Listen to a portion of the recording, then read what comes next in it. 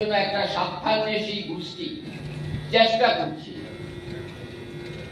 যাদেরকে আমরা অফিসে পাই না, যারা ফেসবুকে নেতৃত্ব করেন, যারা কর্মচারীদের বিপদের দিনে পাশে থাকেন না, এই ধরনের চক্রান্তকারীরা রয়েছে।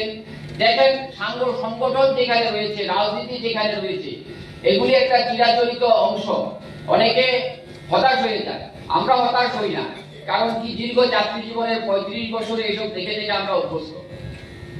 এটা পার্ট অফ আমাদের লাইফ, মানে কর্মচারীদের জীবনে এগুলি নতুন কোনো বিষয় নয়।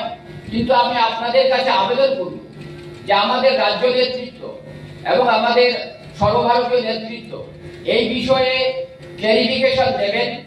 আপনারা সত্যটা জেনে সেকেন্ড সেশনে এটা গুরুত্বপূর্ণ আলোচনা হবে, আপনারা এখান থেকে যাবেন। কারণ যখনই এরকম সিচুয়েশন ক্রিয়েট হয়েছে, আমি প্রত্যেককে বলেছি, কোনো দলবাদী গ্রুপবাদীতে আমি নেই।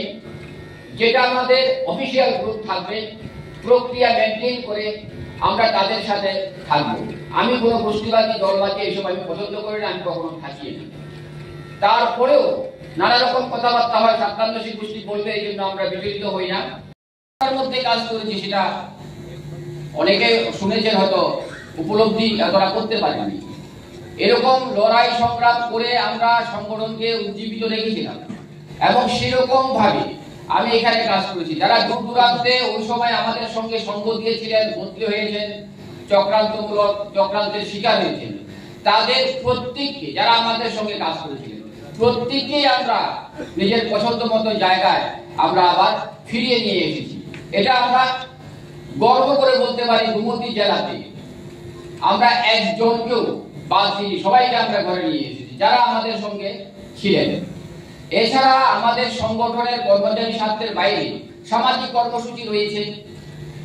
তো সামাজিক কর্মসূচির অঙ্গ হিসাবে প্রত্যেক বছর আমরা ব্লাড ডোনেশন ক্যাম্প করছি।